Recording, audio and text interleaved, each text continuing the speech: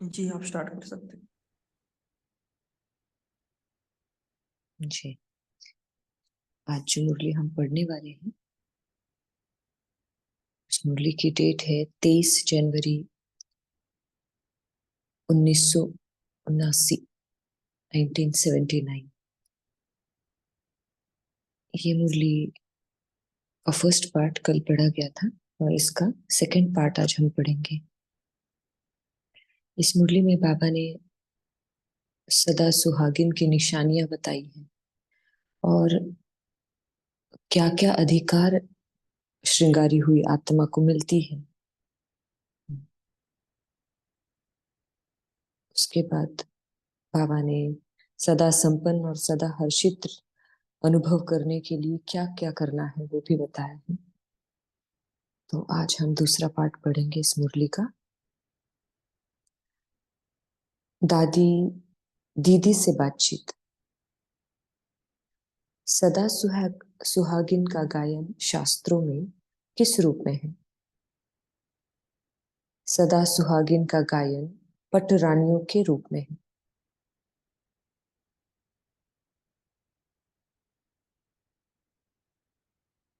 फिर पटरानियों में भी नंबर है।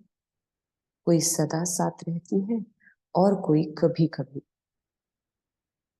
उन्होंने देहधारी की कहानी बना दी है, लेकिन है आत्माओं और परमात्मा की कहानी, जो एक ही समय पर सभी से मिलन मना सकते हैं, जो भी आह्वान करे। जैसे श्री कृष्ण की कितनी 16,108 रानियां दिखाते हैं शास्त्रों में, और ये दिखाते हैं कि एक साथ सभी के साथ श्री कृष्ण है, उन सबको उसके साथ का अनुभव हो रहा है। तो बाबा कहते हैं कि जो भी आह्वान करता है तो उसके साथ मिलन मना सकते हैं। तो पटरानियां तो सब बनती है, लेकिन उनमें भी नंबर है। प्राप्ति में भी अंतर है और पूजन में भी अंतर है। राधे और गोपियों में भी अंतर है। पूजन में भी अंतर है तो प्राप्ति में भी अंतर है। राधे की प्राप्ति अपनी, गोपियों की अपनी। कोई विशेषता राधे के पार्ट में है और कोई विशेषता पटरानियों व गोपियों के पार्ट में है। इसका भी गुह्य रहस्य है। मिलन मेला मनाने वाले कौन? सर्व सुखों का अनुभव परमात्मा पाठ से है। यह भी सबसे विशेष भाग्य है। इसका भी आत्माओं के विशेष पाठ से संबंध है। संगम युग पर विशेष यही चेक करना है कि सर्व प्राप्ति की है। सर्व खजाने सामने रखो, सर्व संबंध सामने रखो, सर्व गुण सामने रखो, कर्तव्य सामने रखो। सर्व बातों में अनुभव हुए है क्या? कर्तव्य में भी मनसा का कर्तव्य वाणी द्वारा है, कर्म अर्थात संबंध और संपर्क द्वारा।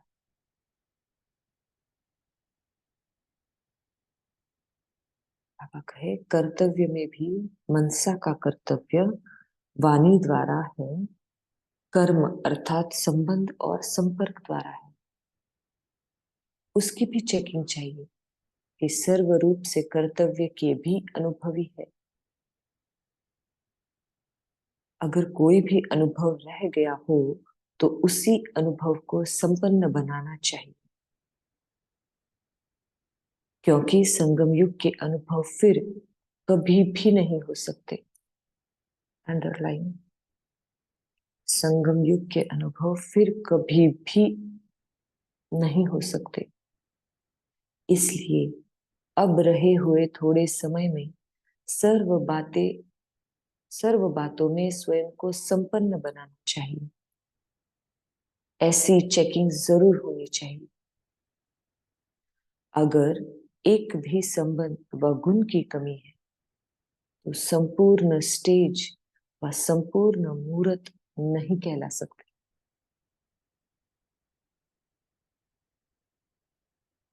बाप का गुण व अपना आदि स्वरूप का गुण अनुभव न हो तो संपन्न मूर्त कैसे कहेंगे?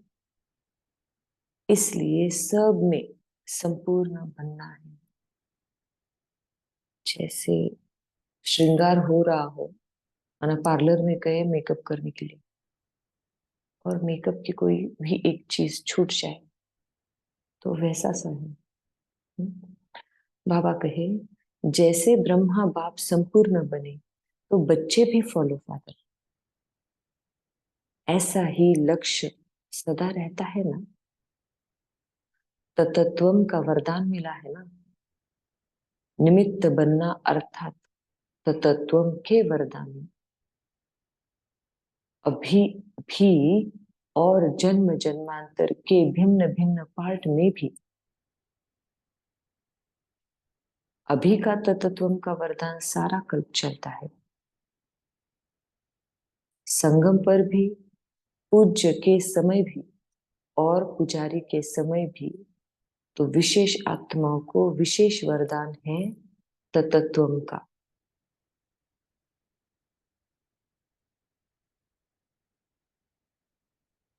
यह बहुत थोड़ों को मिलता है। अच्छा, दीदी से बातचीत हो गई, अभी पार्टियों से मुलाकात। पहली पार्टी, अनेक मतों का विनाश प्रारंभ करो तो विजय का झंडा लहरा जाए। अनेक मत वाले सिर्फ एक बात को मान जाए कि हम सब का बाप एक है और वही अब कार्य कर रहे हैं। कम से कम यह आवाज सब तरफ पहुंचे कि हम सब एक ही संतान, हम सब एक की संतान, एक है और एक ही यथार्थ है। चाहे धारण करे न करे लेकिन मान ले। चलना तो पीछे की बात है। क्या कहते बाबा? चाहे धारण करे न करे लेकिन मान ले, चलना तो पीछे की बात है। जैसे कई आत्माएं संपर्क में आती तो समझती है यह अच्छा काम कर रहे हैं, इतना सब मान ले तो विजय का झंडा लहरा जाएगा।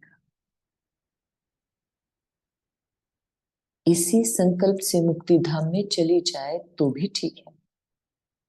कितनी बड़ी बात कह रहे बाबा, देखो कि ये अच्छा काम कर रहे हैं, सिर्फ इसी संकल्प से भी अगर मुक्ति धाम चली जाए तो भी ठीक है। इसी संकल्प से मुक्ति धाम जाएंगे तो जब अपना अपना पार्ट बजाने आएंगे तो पहले यही संस्कार होंगे कि गॉड इज वन। यह गोल्डन एज की स्मृति है। अनेकों में फंसना यह आयरन एज है। अथॉरिटी से और सत्यता से बोलो, संकोच नहीं, संकोच से नहीं। सत्यता प्रत्यक्षता का आधार है। प्रत्यक्षता करने के लिए पहले स्वयं को प्रत्यक्ष करो, निर्भय बनो।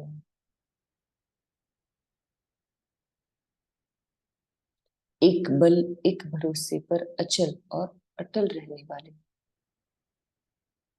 यह अनुभव अनेकों को निश्चय बुद्धि बनाने वाला होता। निश्चय बुद्धि की नाव कितनी भी कोई हिलावे लेकिन कभी भी कोई बात का असर नहीं हो सकता। बाबा दूसरी पार्टी से मिल रहे हैं। अलौकिक और अविनाशी झूला है अतीन्द्रिय सुख। लौकिक और अविनाशी झूला कौन सा? अतीन्द्रिय सुख।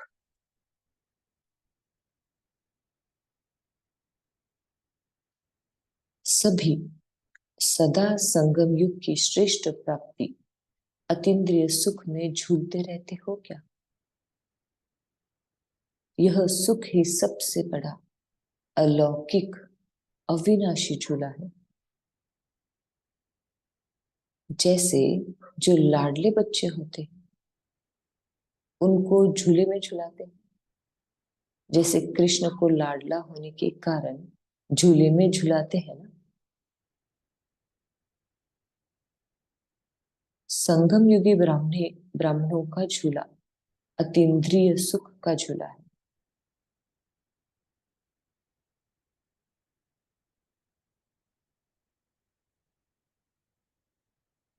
तो इसी झूले में सदा झूलते रहते हो। कभी भी देह अभिमान में आना अर्थात झूले से निकल धरनी पर पांव रखना। धरनी पर पांव रखते तो मैले हो जाते हैं। तो ऊंचे ते ऊंचे बाप के बच्चे सदा स्वच्छ होते, मैले नहीं। तो सदा इसी अतीन्द्रिय सुख में झूलते रहो। तीसरी पार्टी से मिल रहे हैं। सभी अपने को सदा बाप के समीप आत्माएं समझते हो क्या?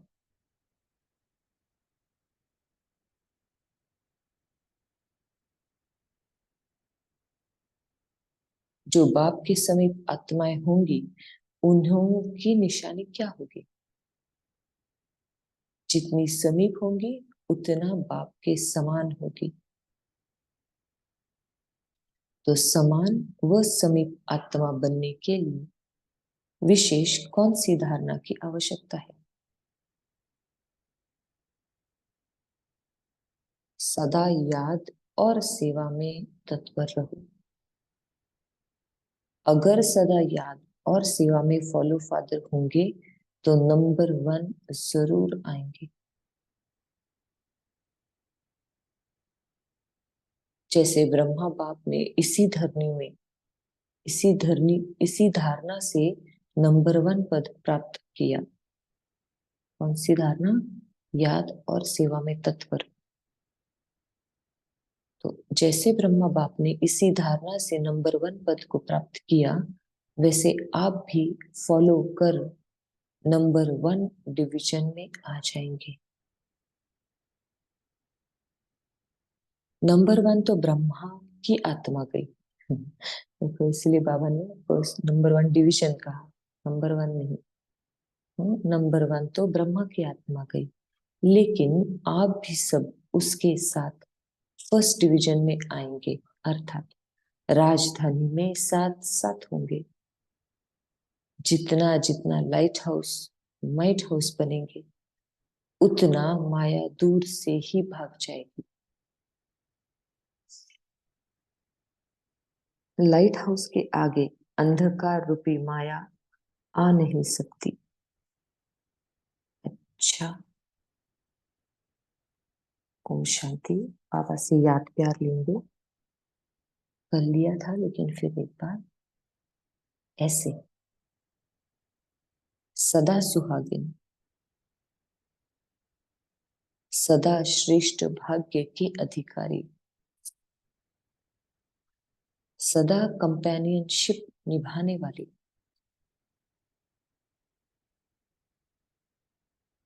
सदा स्मृति के तिलकधारी, मर्यादा संपन्न श्रेष्ठ आत्माओं को, विश्व कल्याणकारी आत्माओं को बाप दादा का याद प्यार और नमस्ते। नमस्ते।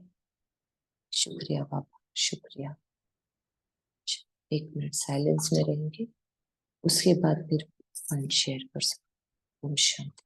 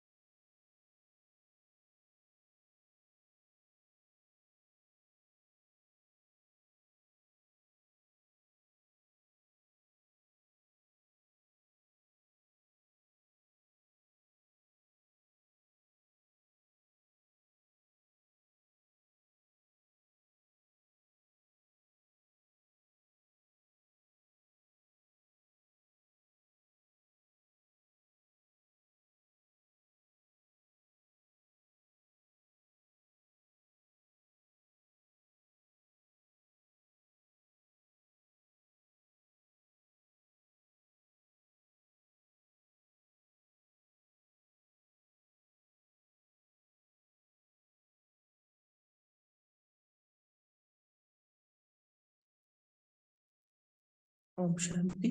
गैलेक्सी का आईडी है, आप शेयर कर सकते हो। ओम शांति दीदी, गुड मॉर्निंग सभी परिवार को। बाबा ने आज कहा है कि संगम युग को अनुभव फिर कभी नहीं होगा। ओम शांति।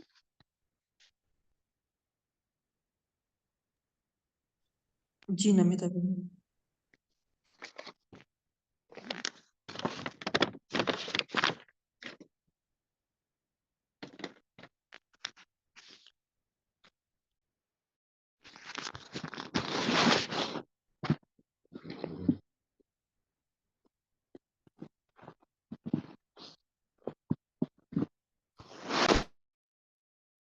नमिता बहन, आप अनम्यूट कर सकते हैं, अनम्यूट करके शेयर कर सकते हैं। हाँ शांति।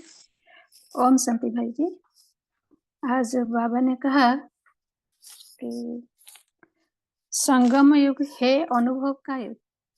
यह संगम युग में ही सत्य युग का प्रारब्ध हम अनुभव कर पाएंगे।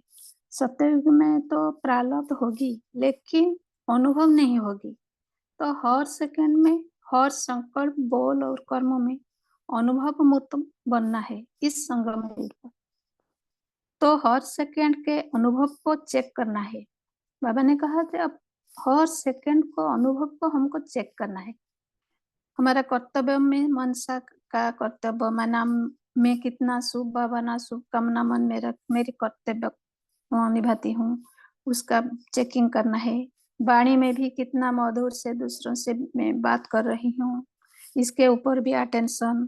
फिर संबंध संपर्क में भी आत्मिक स्थिति में रहकर दूसरों को आत्मा समझकर कार्य व्यवहार में मैं कितना आ रही हूँ, उसके ऊपर भी अटेंशन रखना है। सिर्फ अटेंशन नहीं, उसके ऊपर मेरी फीलिंग को भी मुझे समझना है। मेरे किसके साथ मेरा क्या फीलिंग आ रही है, उसके मुझे खुद समझना है। तो एक गुण या कर्तव्य में बाबा के साथ का अनुभव नहीं कर पाती तो मैं संपन्न नहीं बनी। तो इसके ऊपर मुझे पूरा अटेंशन देना है, क्योंकि संगम युग है अनुभव की युग और संपन्न बनने की युग। ओम शांति।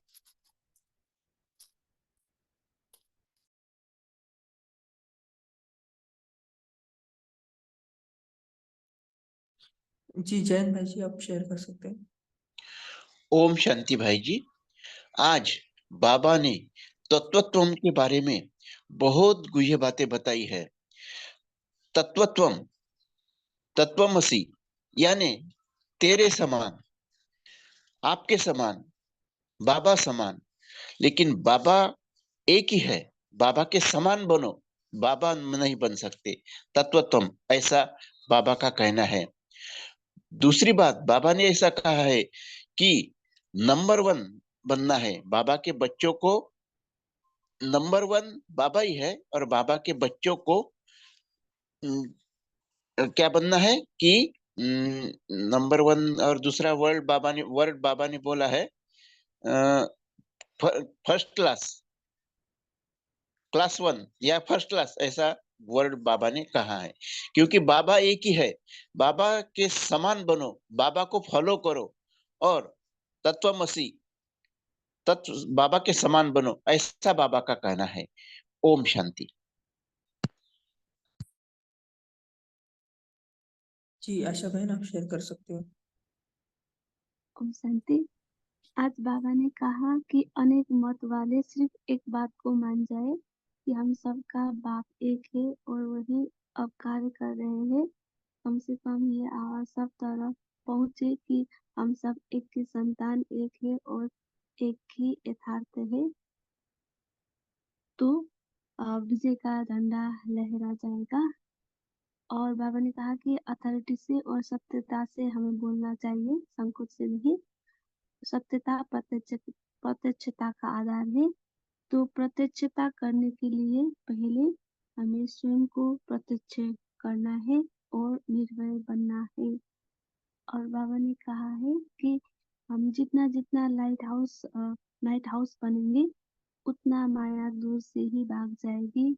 लाइट हाउस के आगे अंधकार रूपी माया आ नहीं सकती। ऐसा आज बाबा ने कहा।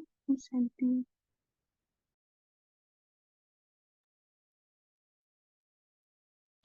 जी कविता बहन आप शेयर कर सकते हो। ओम शांति भाई जी, आवाज क्लियर है? हाँ जी हाँ जी। बाबा ने कहा कि बाबा ने बहुत ही अच्छे से एक्सप्लेन किया कि जो लाडले बच्चे होते हैं वो हमेशा माँ बाप के गोदी में रहते हैं। बाबा ने यही कहा कि हम बच्चों को भी देही अभिमानी होकर रहना है। देही अभिमानी अर्थात ही है कि बाबा के गोद में रहना, माने वो झूले में रहना। अगर हम, क्योंकि हम इतने बड़े से बड़े बाप के बच्चे हैं, तो हमारा क्योंकि बच्चे नीचे क्यों नहीं उतरते हैं, क्योंकि वो गंदे ना हो। तो हमें भी देही अभिमानी होकर रहना है। अगर हम देह भान में आते हैं तो समझो कि हम मैले हो गए। तो बड़े से बड़े बाप के बच्चे हैं तो हमें स्वच्छ रहना है। तो बाबा ने कहा कि और हमें साथ ही अतीन्द्रिय सुख में रहना है। ओम शांति।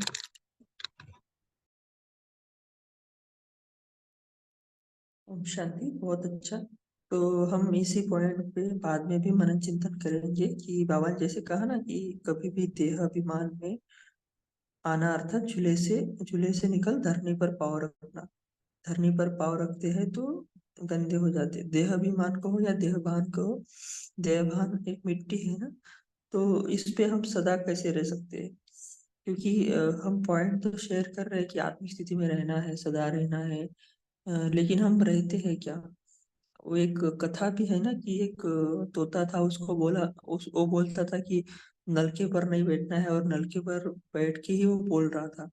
तो ये वास्तव में हम सबके लिए सूट हो रहा है कथा ना, क्योंकि हम देह भान में रहकर ही पॉइंट शेयर कर रहे हैं अभी, और बोल रहे हैं ऊपर से कि देह अभिमान में कभी नहीं आना। तो इसके लिए हम क्या करें कि जो हम निरंतर देही अभिमानी बने, जैसे बाबा ने बोला ना कि कभी भी देह अभिमान में आना अर्थात झूले से निकलकर धरनी पर पाँव रखना। तो इसके ऊपर भी बाद में मनन चिंतन सभी शेयर कर सकते हैं। जी रीमा बहन, आप अपना पॉइंट शेयर कर सकते हैं। ओम शांति। आज हमारे बाप दादा ने कहा कि राजधानी में साथ साथ कौन सी आत्माएं होंगी। राजधानी में साथ साथ अर्थात फर्स्ट डिवीजन वाले। अब जैसे नंबर 1 तो ब्रह्मा की आत्मा गई, लेकिन बाबा ने कहा आप सब भी फर्स्ट डिवीजन में आएंगे, लेकिन कैसे? जो यहाँ संगम युग पे सदा बाप के समीप आत्माएं होंगी। तो जितना समीप होंगे उनकी निशानी क्या होगी? वो बाप के समान होंगे। तो 2 वर्ड है, समान और समीप।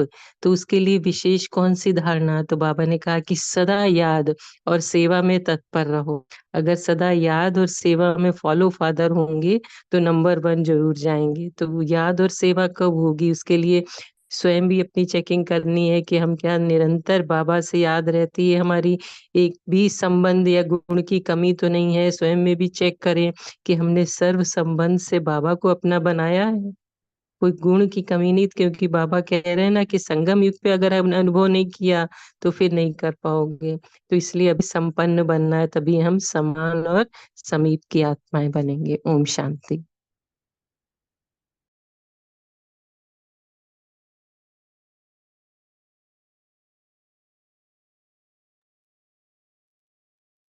जी अरुणा बहन, आप शेयर कर सकते हो।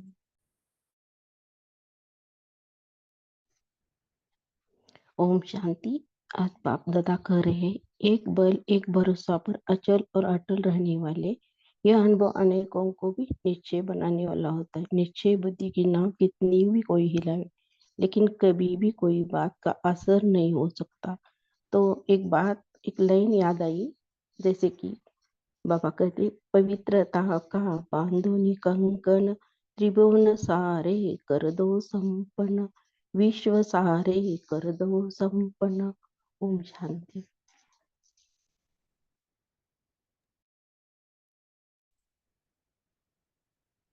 जी, और किसी को पॉइंट शेयर करना है? जो भी पॉइंट आपको अच्छा लगे। जी रेणु बहन, आप शेयर कर सकते हो। हाँ जी, ओम शांति।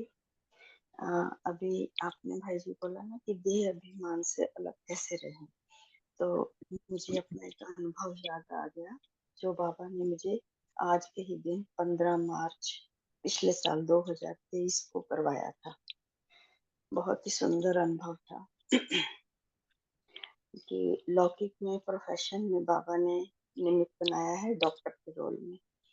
तो मैं अपने जैसे जहाँ बाबा ने रखा हुआ था क्लिनिक में, अभी वहाँ नहीं हूँ। अभी बाबा ने जैसे शिफ्ट कर दिया उस जगह से। पेशेंट देख रही थी, सामने पेशेंट बैठा था और उससे बातचीत करके उस पर्ची पे उसके लिए दवाई लिख रही थी। ऐसे हाथ से लिखते लिखते और एकदम से हाथों से पेन छूट गया और हाथ जैसे नीचे साइड पे लटक गए और पैर जो नीचे जमीन पे सटे हुए थे वो ऊपर उठ गए। जैसे हाथों और पैरों से आत्मा ने अपनी शक्ति खींच ली। तो एकदम से मन से मुख से आवाज निकलने लगी, मेरा बाबा मेरा बाबा मेरा बाबा। सिर्फ एक ही आवाज यही। सामने पेशेंट बैठे देख रहे होंगे, उनको पता नहीं क्या अनुभव हुआ क्या नहीं, लेकिन फिर जैसे बाहर सबको पता चला, मेरे जो ओपीडी रूम था उसके बाहर, तो कुछ लोग अंदर आए, जो भी आत्माएं थी आसपास। तो वो जैसे सब घबरा रहे थे, जिसको पता नहीं क्या हो गया। तो 4-5 जनों ने पकड़ के मुझे कह भी रहे थे कि उठो उठो अपनी सीट से, लेकिन हाथ पांव जैसे काम नहीं कर रहे थे।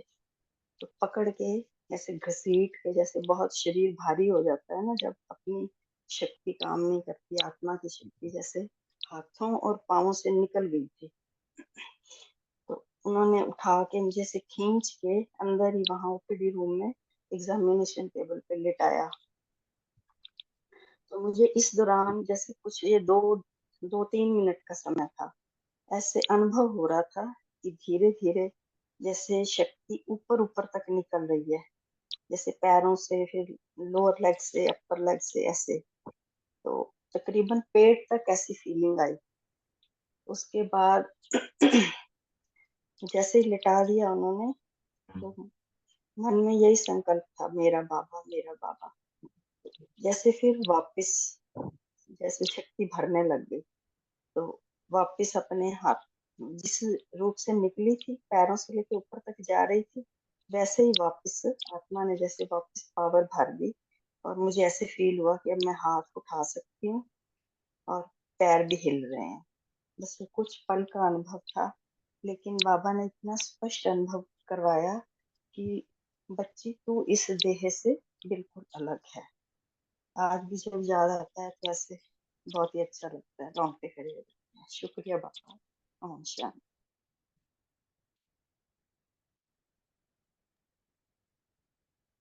जी नीलम बहन, आप शेयर कर सकते हैं।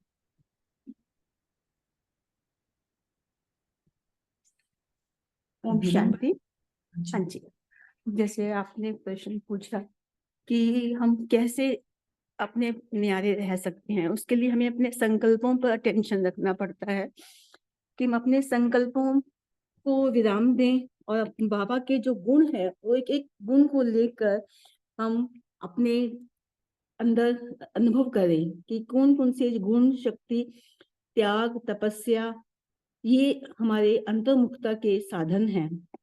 तो इस प्रकार जैसे कि हम मिट्टी में मिलते हैं तो इनसे विमुख हो जाते हैं, और जब हम इनके ऊपर अपनी निगरानी रखते हैं, अपना पहरेदार रखते हैं, तो हम देह भान से न्यारे होंगे। देही अभिमानी यानी कि मिट्टी में मिलना, देह अभिमान।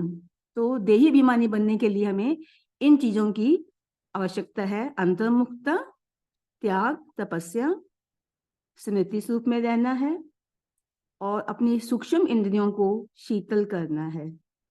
ओम शांति।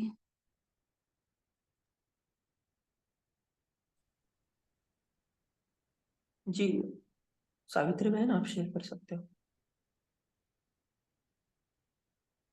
हाँ जी भाई जी, ओम शांति। तो आपके क्वेश्चन के अनुसार जैसे हम कोई भी पुरुषार्थ हम जब करते हैं तो हम निरंतर बाबा की याद में रहते हैं। तो यहाँ पर क्या होता है, जो अब जब हम देह अभिमान में ग्रसित होकर वो कार्य बार बार करेंगे तो वो देह अभिमान हमें माया बनकर विघ्न डालती है। तो उससे बचने के लिए हमें क्या करना, आत्मिक स्थिति में रहना है। तो अगर हम आत्मिक स्थिति में रहते हैं तो हमारा, जब हम बाबा से जुड़ते हैं तो जुड़े रहने से क्या होता, माया हमारे ऊपर वार नहीं करते। तो हमारी एक ऐसी निरंतर आत्माभिमानी स्थिति बन जाती है जिसे हम, जहां पर हम अलबेले बन रहे थे वहां पर हम माया को हुई वशीभूत कर लेते हैं। तो वहां पर हमारी जो स्थिति बनती है, उस स्थिति से हम देह और देह की दुनिया से न्यारे हो जाते हैं। तो इसके लिए हमें आत्मिक दृष्टि पे भी थोड़ा सा ध्यान देना है कि आत्मिक दृष्टि जब जब दूसरों के प्रति हमारी जो हलचल होती है देख करके, तो वहां पर हमें अपने संस्कारों पर भी ध्यान देना है। क्योंकि बाबा ने बोला अगर देह अभिमान में आकर के कोई भी कार्य किया जाता है तो वहां पर हमें उस देह के प्रति जो संस्कार होते हैं वो हमारे अंदर आने शुरू हो जाते हैं। तो इसीलिए हमें वहां पर उन संस्कारों से, जो भी वो व्यक्ति है तो उनके मूल संस्कार को याद करके के वो भी एक आत्मा है, तो वहां पर हमें शुभ भावना रखनी है। और यहाँ हमें एक थोड़ा सा एक पुरुषार्थ ऐसे करना है कि जैसे हमारा लक्ष्य है आत्मिक स्थिति में स्थित होकर शिव बाबा को याद करना। तो ये हमारी जो, जब हम स्थिति बनाते हैं तो उसको हमें बुद्धि में रख करके, जितना हम आत्मिक दृष्टि आत्मिक स्थिति में रहेंगे उतना ही हमारे अंदर वो दे से और दे की दुनिया से जब हम न्यारे और प्यारे हो जाते हैं तो दे अभिमानी बनकर वो संकल्प भी हमारे स्टॉप हो जाते हैं। तो बाबा ने तो हमेशा बताया है कि इस दे नहीं, इस देह में रह करके ही, इस देह से ही हमारे इन संकल्पों को जब हम दूर करते हैं तो हम एक श्रेष्ठ आत्मा बन जाते हैं। तो वहां पर हमें थोड़ा सा एक ये स्मृति रहनी चाहिए कि हम किस स्वरूप में इस कार्य को कर रहे हैं, और इससे हमारा देह भान भी खत्म हो जाते हैं और देह अभिमानी बनकर हम हर बाबा के हर पॉइंट को भी इमर्ज करके उस स्थिति को बना करके अपनी स्थिति पक्की करके वो हमें अंतर्मुखता में जाना है। ओम शांति।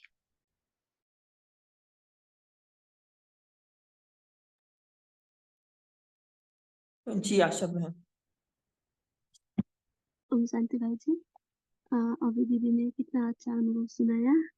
वैसे ही निरंतर देह अभिमानी बनने के लिए मैं आत्मा ये प्रैक्टिस करती हूँ कि मैं आत्मा इस बहन की देह में हूँ और इस देह से कार्य कर रही हूँ, इसे प्रैक्टिस करती हूँ। और मुझ आत्मा की ड्रामा में जो आदि मध्य अंत का पाठ है उसे मैं स्मृति में रखती हूँ कि मैं आदि में क्या थी, मध्य में क्या थी और अब अंत में मैं क्या हूँ, क्या बनी हूँ। इससे देही अभिमानी बनने की मैं प्रैक्टिस करती हूँ। ओम शांति। जी कविता बहन।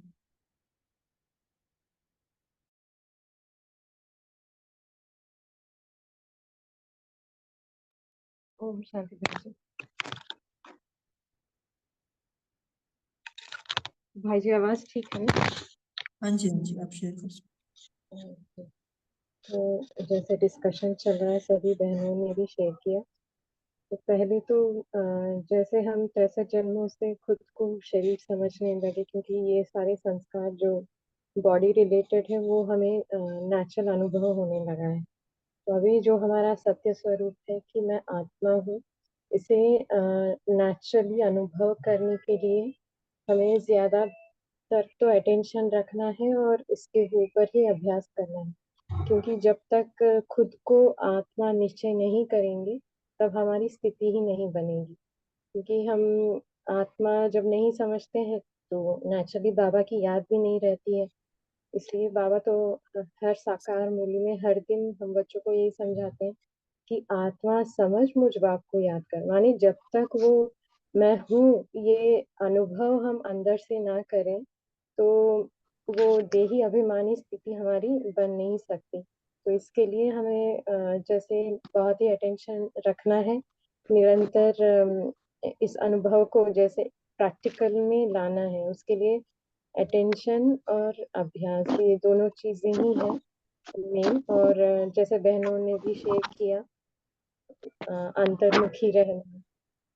और मैं जो भी बाबा ने पॉइंट्स बताई हैं कि मैं इस देह से हूँ, कभी योगी बन के जब कर्म करते हैं तो मैं इस शरीर को ऑर्डर दे रही हूँ कि ये काम करे।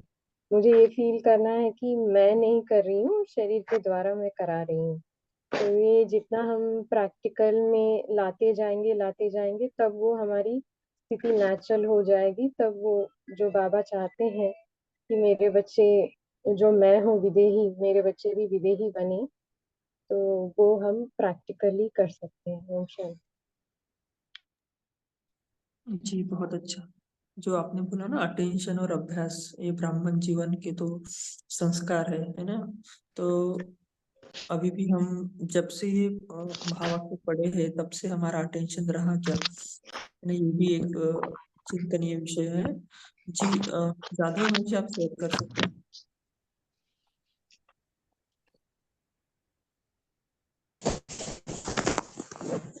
ओम शांति। आत्मा अभिमानी, देही अभिमानी स्थिति एक ही है। जैसे कि देही अभिमानी स्थिति बनाने के लिए स्वयं को आत्मा आत्मा ही समझना है।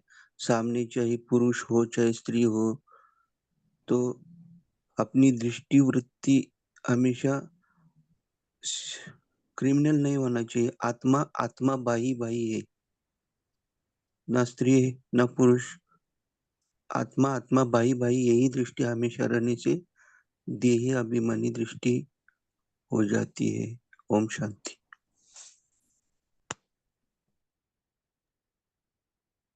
जी नमिता बहन, आप शेयर कर सकते हो। ओम शांति भाई जी।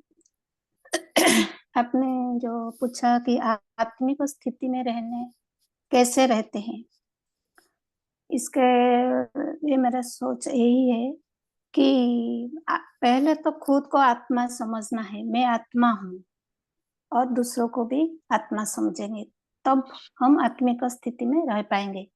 लेकिन जब हम दिन भर कार्यक्रम करते हैं, संबंध संपर्क में आते हैं, बोल भी बोलते हैं किसी को, तो उस टाइम हम कैसे आत्मिक स्थिति में रहेंगे, उसका ऐसे मैं करती हूँ कि जब भी मैं मन बुद्धि संस्कार के हिसाब से चलती हूँ तो मेरा हर समय मेरा बोल भी ऐसे आत्मिक स्थिति में भी नहीं रहती है। लेकिन जब आत्मा कभी कभी कभी भी मेरे संकल्प में भी दूसरे प्रति भी व्यर्थ संकल्प भी आता है, बोल में भी निकलती है व्यर्थ बोल, ऐसे भी होता है। लेकिन मैं आत्मिक स्थिति को उस तरफ, मेरा स्थिति को चेकिंग करके मेरा थॉट को मैं बदल देती हूँ।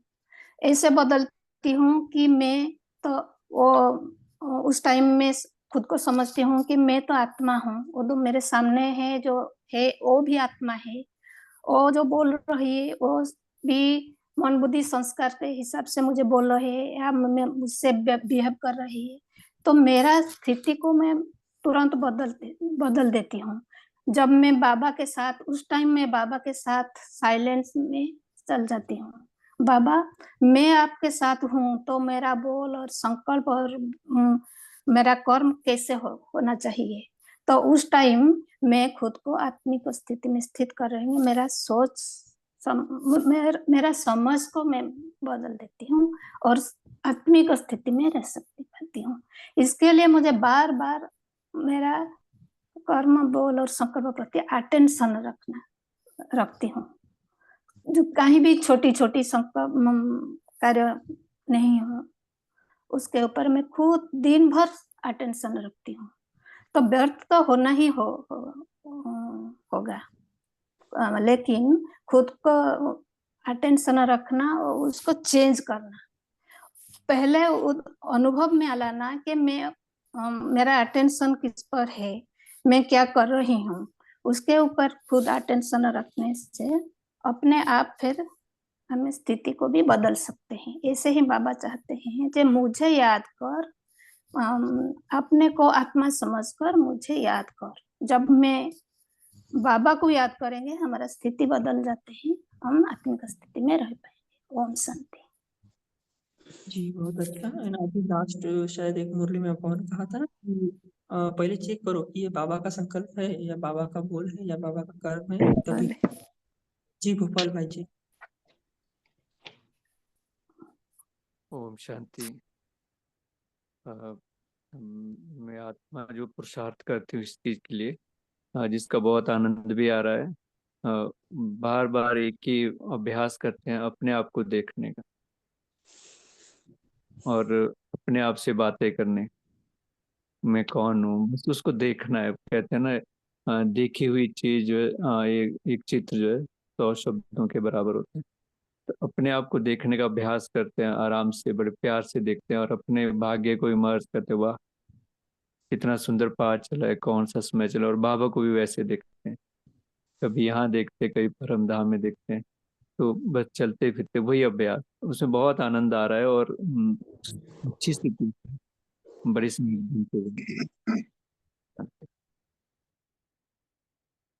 ओम जी शांति।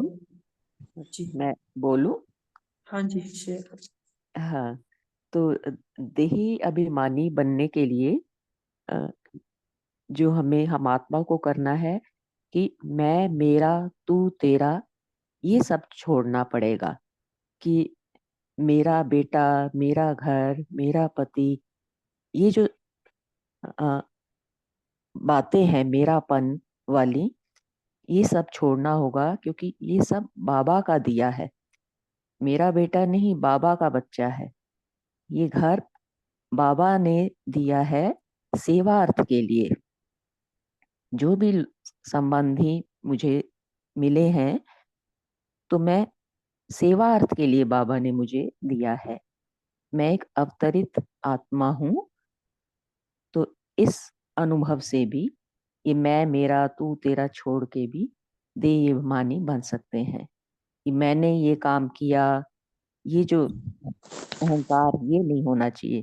क्योंकि बाबा का कार्य है, बाबा ने मुझे निमित्त बनाया है और बाबा ने ही मुझे शक्ति बुद्धि दी उसे, उस कार्य को करने की। तो मैं, मेरा, तू, तेरा, ये छोड़कर देहाभिमानी बन सकते हैं। ओम शांति। जी बहुत अच्छा। आपने जो एक पॉइंट बताया ना कि अवतरित समझना है, अभी हम कुछ दिन पहले मधुबन भट्टी में गए थे, तो वहां पर भी एक यूएस की दीदी थी, उन्होंने यही बताया कि हम क्या होता है पटक जाते हैं ना नीचे। ऊपर तो रहना चाहते हैं लेकिन नीचे आ जाते हैं। तो उसके लिए उन्होंने बोला था कि जैसे आँख खुलते ही समझना है कि, और ये 69 के मुरली में बाबा ने बताया था ना कि खुद को अवतरित आत्मा समझो। जैसे ही आँख खुले कि मैं परम धाम निवासी हूँ और यहाँ पर अवतरित हूँ, इसके लिए थोड़ा सा मनन चिंतन, सेल्फ रिफ्लेक्शन की भी जरूरत है ना, कि मैं ऊपर से नीचे आई हूँ, है ना, अवतरित हुई हूँ। जैसे हम कहीं जाते हैं, कहीं गाँव जाते हैं, तो हमें याद रखता रहता है ना कि मुझे फिर से मेरे घर जाना है वापस। तो मेरा घर है, मुझे वापस जाना है। इस अवतरित मैं अवतरित हूँ, ऐसे समझने से ही ये रह सकता है। बहुत अच्छा। अशोक भाई जी आप शेयर कर सकते हो। ओम शांति दी। ओम शांति। अभी सारी मुरली का सार यही है कि मैं आत्मा और बाबा को याद करना है, लेकिन ये हम बार बार भूल जाते हैं, ये भी फैक्ट है। इसके लिए बाबा ने ये बताई है कि दिन भर में अशरीरीपन का अभ्यास और 5 तत्वों का अभ्यास, और मैं आपने अभी जो बताया मैं अवतरित आत्मा हूँ, ऐसे अनेक जो अभ्यास है वो दिन भर में उनका कार्यक्रम करना है। वो कार्यक्रम भी करना डिसाइड करना है अमृत बेले, तब हम ये उसका परिणाम भी अच्छा होता है। हाँ जी, प्रोग्रामिंग प्रोग्रामिंग करना है अपनी। जी शॉर्ट में सावित्री बहन और अरुणा बहन शेयर कर। तो हाँ, इसके लिए भाई जी ये है कि भाई जैसे अभी हमारा देही अभिमानी पे, तो इसके लिए हमने अपनी स्थिति में, जैसे बाबा ने 7 गुण बताए, तो इसी प्रकार हमें भी 7 स्थितियां बतानी है। मैं शॉर्ट में बताती हूँ। इसके लिए हमें पहले तो देही अभिमानी बनने के लिए जो आत्मा कर्म इंद्रियों द्वारा मालिक बन के कर्म करा रही है, फिर इसके साथ हमें आत्म अभिमानी बनना है, उस स्थिति को भी आत्मा बनकर लेना है। फिर अशरीरी स्थिति हमारी तब बनती है जब हम इस 2 पॉइंट से आगे निकलते हैं। फिर उसके बाद हमारी विदेही स्थिति बन जाती है, और विधेय के बाद क्या होता है?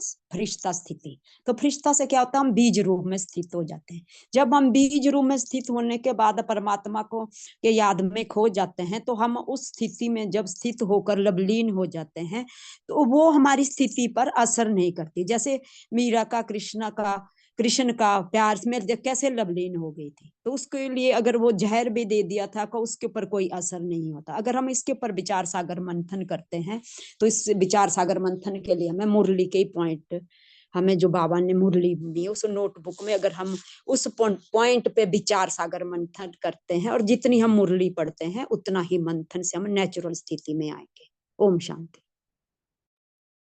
ओम शांति। आज बाप दादा कहते जैसे चांदनी चांद सिवाय नहीं चमकती, वैसे आत्मा परमात्मा का गुण और शक्ति सिवाय चमक नहीं सकता है। तो देही अभिमान की स्थिति यही है जो बेदाग हीरा बनता है। ओम शांति। जी बहुत अच्छा, सभी ने बहुत अच्छे अनुभव शेयर किए। उसमें बहुत अच्छा मुझे आत्मा को तो सीख मिली है, आप सभी को मिली होगी। तो आप सभी का बहुत बहुत धन्यवाद ऐसे प्यारे अनुभव सुनाने के लिए। अभी पोल लॉन्च हो रहा है, सभी मेन स्क्रीन पर रहेंगे ताकि आपको पोल दिखाई दे।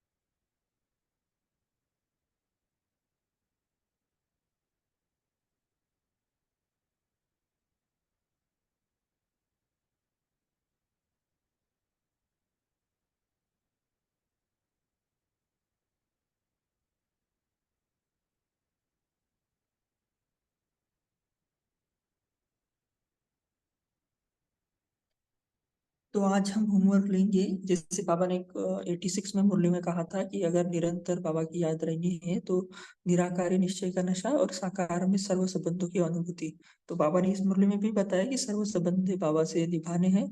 तो सारे दिन भर में हम बाबा से सर्व संबंध निभाएंगे और उसको इमेज रूप में रखेंगे, है ना। तो ये आज का होमवर्क रहेगा।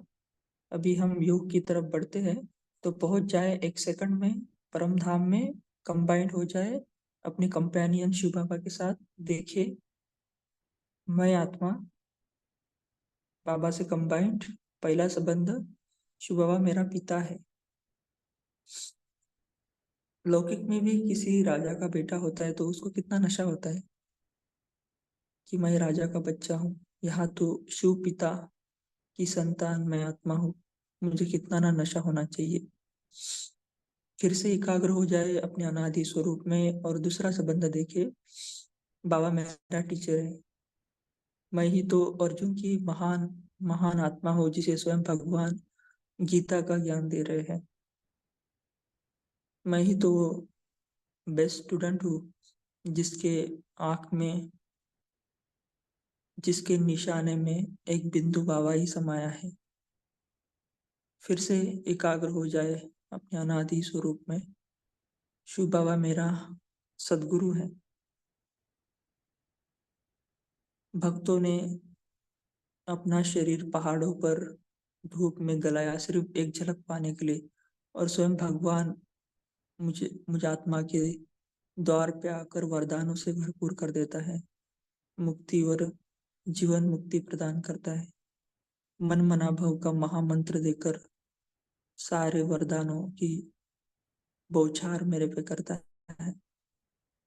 फिर से एकाग्र हो जाए अपने अनादि स्वरूप में, शिव बाबा मेरी माता है। याद करे वो महावाक्य, बच्चे तुम सिर्फ मुझे याद करो, तुम्हारे लिए सोचने का काम भी मैं करूंगा। ऐसी कोई माता नहीं होंगी जो बच्चे के लिए सोचने के लिए भी काम करेगी। वहां कितना ना मैं भाग्यशाली आत्मा हूँ। फिर से एकाग्र हो जाए अपने अनादि स्वरूप पर।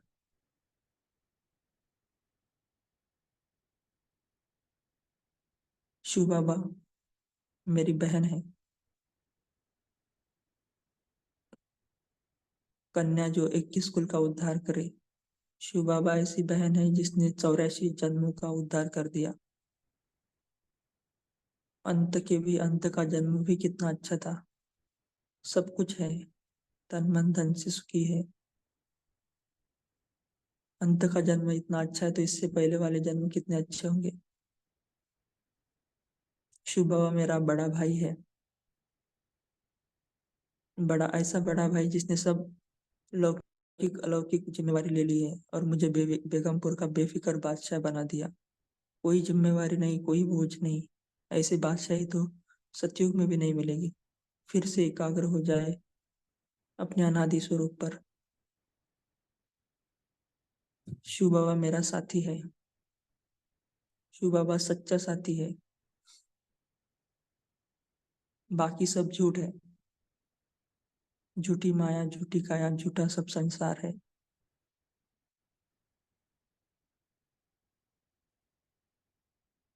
इस जन्म में कोई फीमेल कॉस्ट्यूम में होगा, पता नहीं इससे पिछले जन्म में कौन से कॉस्ट्यूम में होगा। सब झूठ ही झूठ है। शिव बाबा शिवम अर्थात कल्याणकारी साथी है। अगर किसी देहधारी को साथी बनाया होता तो उसका बोझ, जिम्मेवारियां सब उठाना पड़ता है, पर शिव बाबा स्वयं हमारी जिम्मेवारी उठा रहा है, हमें बेफिक्र बना दिया। शिव बाबा सुंदर साथी भी है। इस देहधारी दुनिया में सुंदरता मिट्टी पर आधारित होती है और शिव बाबा तो एवर प्योर, एवर ब्यूटीफुल है। उसकी सुंदरता कभी कम जास्ती नहीं होती। शिव बाबा मेरा साजन भी है, ऐसा साजन जो रोज ज्ञान रत्नों से श्रृंगार करता है। ऐसा दुनिया में कोई साजन नहीं होगा जो अपनी सजनी को रोज लव लेटर लिखता होगा। मैं ही तो वो पार्वतन में रहने वाली पार्वती हूँ जिसे स्वयं शिव बाबा ने अमर कथा, तीसरी की कथा, लक्ष्मी नारायण की कथा सुनाई। ऐसे प्यारे शिव बाबा से मैं कंबाइंड हूँ, अनन्य भाव से समर्पित हूँ। मेरा तो एक शिव बाबा, दूसरा न कोई।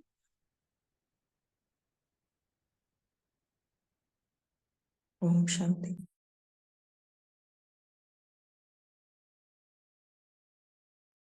ओम शांति। थैंक यू बाबा। ओम शांति। ओम ओम शांति। शांति। गुड ओम मॉर्निंग। शांति। थैंक यू, बहुत अच्छा। ओम शांति। ओम शांति, बहुत ओम बढ़िया शांति। बहुत बढ़िया। ग्रैंड मास्टर भैया। ओम शांति। गुड मॉर्निंग बाबा, शुक्रिया बाबा। ओम शांति भाई जी। बहुत सुंदर। दिव्य माई। ओम शांति।